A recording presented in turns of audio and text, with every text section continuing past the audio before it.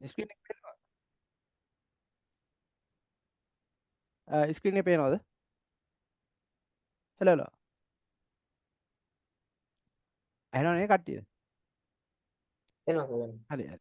එතකොට මේ ඕගොල්ලොන්ට හම්බෙලා තියෙනව නේද ProBook වගේ ලැප්ටොප් මේ ඇඩප්ටේ DC පවර් සප්ලයි එකෙන් වැඩ කරන්නේ නැහැ. හම්බෙලා තියෙනවා. ඒ කියන්නේ DC පවර් සප්ලයි එකෙන් ඔන් වෙන්නේ නැති HP ලැප්ටොප් හම්බෙලා තියෙනවා. ඇඩප්ටර් එකෙන් ඔන් වෙනවා. ඒක මොකද්ද වෙන්නේ කියන එක තමයි මම මේ කියන්නේ. ඒ කියන්නේ ඇඩප්ටර් එක ප්ලග් කරාම වැඩ කරනවා. දැන් ගොඩක් අය දැන් අපි ලැප් එකක් රිපෙයාර් කරාම කස්ටමර් ආවම ගොඩක් අය කරන්නේ DC පවර් සප්ලයි එකෙන් තමයි මොකද්ද ලැප් එක චෙක් කරන්නේ නේ. හරිද?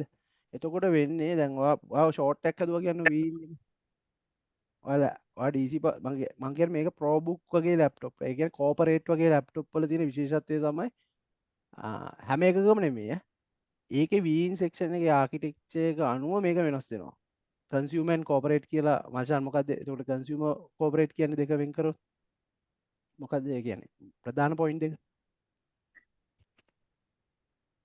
කතා කරමු. හලෝ. ඔව් ඒ කියන්නේ කෝපරේට් ලැප් එකයි කන්සියුමර් එකයි අතර තියෙන වෙනස මොකක්ද? ඒ කියන්නේ ඔව්. සහ මේ මොකද ඒක පර්පස් දෙක මොකද? කෝපරේට් ලැප්ටොප් යූස් කරන්නේ ඔෆිස් යූස් වලට එතකොට high end PC business type laptop නේ sir ඔව් corporate කියන්නේ බිස්නස් ටයිප් ලැප්ටොප්. එතකොට කන්සියුමර් කියන්නේ සාමාන්‍ය දිනදා ස්ටුඩන්ට් එදිනෙදා පාරිභෝගිකව පාවිච්චි කරනවා. හරි. එතකොට කෝපරේට් ලැප්ටොප් වල අපි දන්න ප්‍රොසෙසර්ස් එහෙම අපි සාමාන්‍ය අපි දන්න ජෙනරේෂන් එකට අදාළ ප්‍රොසෙසර් එක තියෙන්න පුළුවන්. අපි කන්සියුමර් එකේ පාවිච්චි කරනවා. හැබැයි බෝඩ් එක ඒගොල්ලෝ ආකිටෙක්චර් එක වෙනස් කරනවා. හරිද? එතකොට බෝඩ් එකේ ආකිටෙක්චර් එක ප්‍රොටෙක්ෂන් වැඩි කරනවා. ඒ වගේ ගොඩක් දේවල් කරනවා. එතකොට මම කියන ප්‍රශ්නේ තමයි අපි DC පවර් සප්ලයි එකෙන් try කරනවා සමහර ලැප්ටොප් ඔන් කරන්න. ඔයා සමහරක ලැප් එක රිපෙයාර් කරලා ඔයා try කරනවා ඔන් කරන්න. මම කියන්නේ මේක මේක ඇත්තම මොකද්ද ප්‍රශ්නේ කියන එක මම කියලා දෙන්නේ. කියන්නේ එතකොට ඒකේ වීන් සෙක්ෂන් එකේ ආකිටෙක්චර් එක නිසා සමහර ඒවා ඔන් වෙනවා සමහර ඒවා ඔන් වෙන්නේ නැහැ. නේද? ඔහොම ගැටලුවකට මුහුණ දීලා නැද්ද මං අහන්නේ? මට විතරද ඇවිල්ලා තියෙන්නේ. හරි මම ඒක පෙන්නන්න. එතකොට මං ඇඩැප්ටර් දෙකක් කියන්න. පෙන්නන්න මේ කළු පාට ප්‍රොබ් එක තියෙන එක මගේ ඔරිජිනල් ඇඩැප්ටර් එක. මේක මගේ DC පවර් සප්ලයි එක. හරි. මම පෙන්නන්න DC පවර් සප්ලයි එක ගහපු ඇටියේ මොකද්ද වෙන්නේ? ඇම්ප්ස් වලට මොකද වෙන්නේ? ෆ්ලක්චුවේට් වෙනවනේ. ඒ කියන්නේ මොකද්ද? ඇම්පියර් උඩ පල්ලෙහා යනවා නේද? පේනව නේද? හරිද? ඒ කියන්නේ ඔයා DC පවර් සප්ලයි එක දැම්මහම උඩ පල්ලෙහා යනවා. ඒක මම කියන්නේ මේකේ ඇත්තට මොකද වෙන්නේ? මෙහෙම වෙනස් වේරියේට් වෙනවා කියන්නේ මොකක්ද හේතුව? ඇම්පියර් වේරියේට් වෙනවා කියන්නේ. ඇම්පියර් 0 ඉඳන් 8කට ගිහිල්ලා ආපහු 2 ඉඳන් 8කට ගිහිල්ලා ආයෙ එනවා. 2 ඉඳන් 8කට යනවා ආයෙ එනවා. හරිද? මේ මොන රේල් එකටද එහෙනම් මේක ඩිෆෙක්ටිව් වෙලා තියෙන්නේ? මොකද අපි ඇඩැප්ටර් එක තියෙනවා. හරි ඇඩැප්ටර් එක පළවෙනි මොස්පෙට් එකෙන් එනවා. එහෙනම් මොකද වෙන්නේ? CSR එක ළඟට නේද යන්නේ? හරි මම ඕකේ මම DSO එකෙන් පෙන්නන්න අපේ CSR එක ළඟ මොකද්ද වෙලා තියෙන්නේ කියන එක.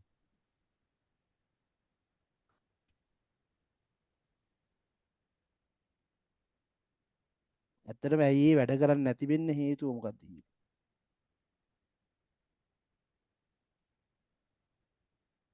ඔය මොකද වෙන්නේ?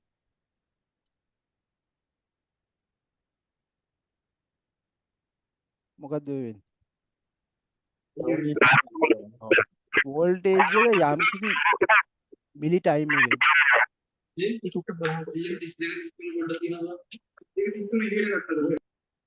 ඒ කියන්නේ පොඩි ටයිම් එකකදී මොකද වෙන්නේ? ඩ්‍රොප් වෙනවා. ඔයාලට සමහර කෙනෙක් මල්ටිමීටරෙන් බැලුවොත් ඔයාලට මේ ලෝ එක පෙන්වනවා නැත්නම් හයි එක පෙන්වනවා. තේරුණාද? හැබැයි ඔයාලට මේ ග්ලිච් එකෙන් වැඩ කරන්න බෑ නේද? මම ඔයගොල්ලෝ අහන්නේ මේ ග්ලිච් එකෙන් ඔයාලට ලැප් එක යූස් කරන්න බෑ. ඇයි හේතුව? ඔය ඒව මම අත වැදුනේ. ඒ එකම පැටර්න් එකක් තියෙන්නේ මේ. මම කියන එක තේරෙනවද? එකම පැටර්න් එකට තමයි මේ යන්නේ.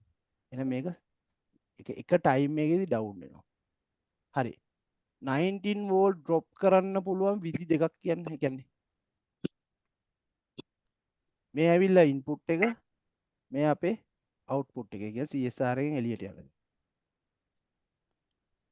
ඔයගොල්ලන්ට මතක ඇති ගේට් වෝල්ටේජ් එක. මේකේ n channel MOSFET එකක් තියෙන්නේ. n channel MOSFET එක නම් ගේට් වෝල්ටේජ් එක කීයක් එන්න ඕනේද? n channel MOSFET එක ගේට් වෝල්ටේජ් එක කීයක් එන්න ඕනේද? පළවෙනි එක P channel එක, දෙවෙනි එක n channel එක. එහෙනම් n channel එකට කීයක් එන්න ඕනේද පළවෙනි MOSFET එක? දෙවෙනි MOSFET 19 වලට වඩා වැඩි වෙන්න ඕනේ. හරි. එහෙනම් මම කියනවා දෙවෙනි MOSFET එකට ඉෆෙක්ට් කරපු දෙවෙනි MOSFET එකට ගේට් එක ඉෆෙක්ට් වුණොත් මේ ග්ලිච් එක ඒ විදිහට වෙනවනේ. කොම් බලන්න. මෙතන කීයද? මෙතන ග්ලිච් එක අප් ඇන්ඩ් ඩවුන් වෙනවා. මෙන්න මෙතන බලන්න. එතකොට රීසන් එක තියෙන්නේ කාගේ හින්දාද?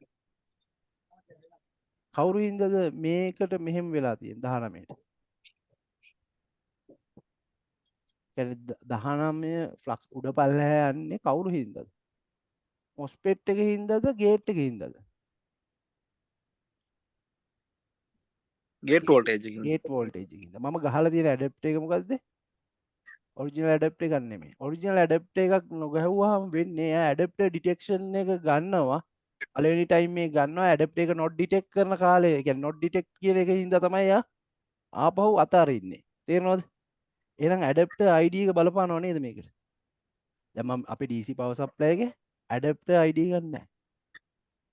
තේරෙනවද? එතකොට එහෙනම් ඇඩැප්ටර් ID කියන එක තමයි බලපාන්නේ. මම ඔයගොල්ලන්ට පෙන්නන්නම්. ඔරිජිනල් ඇඩැප්ටර් එකක් ගහුවාම මොකද වෙන්නේ? දැන් මේ ලයිට් එක පත්තු වෙන්නේ නැහැ. මම ගහලා තියෙන්නේ. මොකද ලයිට් එක පත්තු වෙන්නේ නැහැ. මම මේ කියන්නේ අර ඔයගොල්ලෝ අතින් වෙන මිස්ටේක් එකක්. බෝඩ්ස් හදලා ඒ කියන්නේ දැන් DC power supply එක බලලා වැඩක් නැහැ. ඇඩැප්ටර් එකෙන් මම දාලා තියෙන්නේ. හරිද? එතකොට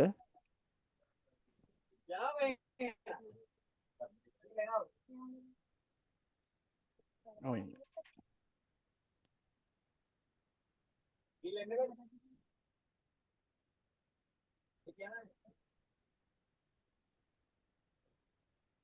දැන් මොකද උනේ? දැන් මම ගැහුවේ ඉස්සෙල්ලා සුදු පාට ඇඩැප්ටර් එකක් පොයින්ට් එකක් ගැහුවේ, දැන් වෙන එකක් ගැහුවේ. DC power supply එක මගේ අවුලක් නෑනේ. මගේ DC power supply වැඩ කරනවනේ. එහෙනම් දැන් ඔන්න ඕකයි රීසන් එක නේ. හරිද? එතකොට මේකේ මම මෙතන කරේ අපියරන්ස් එක විතරයි ඔයගොල්ලන්ට පෙන්නුවේ. මම මාස්ටර් ක්ලාස් එකේදී අපේ මෙතන ඉන්න මාස්ටර් ක්ලාස් එකේ කට්ටිය ඔයගොල්ලන්ට කියන්නම් ඉන්ටර්නල් ස්ට්‍රක්චර් එකේ මොකක් නිසාද මේක වෙන්නේ කියන එක. ඒ කියන්නේ මේ ග්ලිච් එක කවුරු නිසාද හැදෙන්නේ? ඇඩැප්ටර් ID එක කොයි වෙලේද ඩවුන් වෙන්නේ? කොයි වෙලේද අප් වෙන්නේ? ලැප් එක ඔන් වෙලා තියෙන්නේ ඔටෝ. කිසි ගැල්ලුවක් නැතුව CPU එකත් හීට් වෙනවා. කිසිම වේරියේෂන් එකක් නැහැ 19 රේල් එකේ.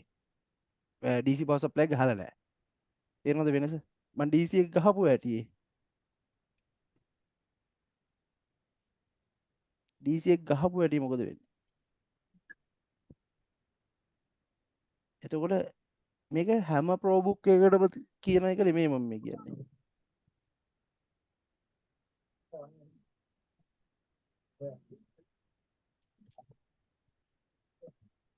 මම බලන්න මේ ගහපු ඇටි මගේ DC power supply එක.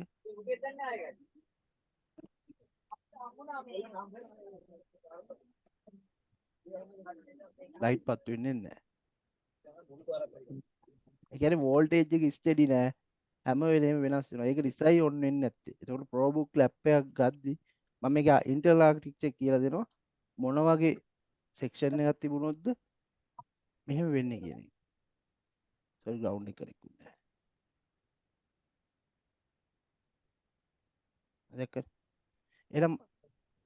එහෙනම් මේකට බලපාලා තියෙන්නේ MOSFET එක නෙමෙයි ගේට් එක. ගේට් එක කාගෙන්ද කන්ට්‍රෝල් වෙන්නේ? ගේට් එක කවුද? ගේට් එක හැදෙන්නේ කොහොමද? මේ n channel ආකෘතියකදී. ගේට් එක හැදෙන්නේ ඒ කියන්නේ ගේට් වෝල්ටේජ් එක හදන්නේ AC drive n channel වලදී. ඒ කියන්නේ 19 වලට වඩා වැඩි වෝල්ටේජ් එකක් එන්න ඕනේ 25 එන්න ඕනේ. එහෙනම් CSMR+ 3 වෝල්ට් or 5 වෝල්ට්. මේක නම් 26 වෝල්ට් හැදිලා තියෙනවා. හරිද?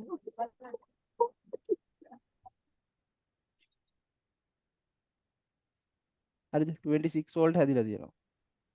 එතකොට 26 වෝල්ට් හැදුනාට ඩවුන් වෙනවා. මේක IC එකේ ප්‍රොබ්ලම් එකක් නෙමෙයි. IC එකේ ප්‍රොබ්ලම් එකක් නම් ඉන්වර්ට් වෙන්නේ යට ඉඳන් උඩට. මෙන්න මේ වගේ දැන් charging IC එකට related problem එකක් නම් මේක වෙන්නේ එයා හදන්න try කරනවා එක MOSFET එකේ short එකක් ඉඳලා ඩවුන් වෙනවා. හදන්න try කරනවා ඒ කියන්නේ උඩට හදන්න try කරනවා.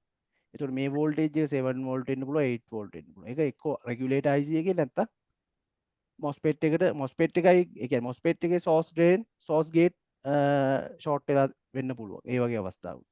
හැබැයි මේකේදී ප්‍රශ්නේ මෙයා හදලා තියෙන්නේ කීයක් හදලා තියෙනවද? 26 හදලා තියෙන්නේ. පේනව නේද?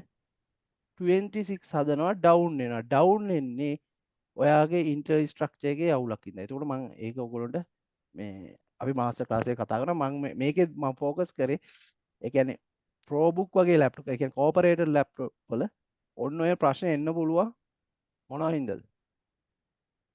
ඇඩප්ටර් ID එක නැති වුණා. එතකොට ඒ වගේ ලැප් එකක් ප්‍රෙපෙයාර් කරනවා නම් ඔයගොල්ලෝ අනිවාර්යෙන් ඔරිජිනල් ඇඩප්ටර් එක යූස් කරන්න මේ ඒ කියන්නේ ඔයාලට ෂෝට් අරන් මනම් හොයලා ඉවරලා ඔන් කරන මේ සෙක්ෂන් එකට යද්දි DC පවර් සප්ලයි එක යූස් කරන්න එපා කියන එක නෙමෙයි ඒක යූස් කරන්න වෙනවා. ඊට පස්සේ ඔයා ඔන් කරන වෙලාවේදී ඒක කරන්න මම කියන්නේ මේ අලුත් අයට මම මේ පොයින්ට් එක කිව්වේ.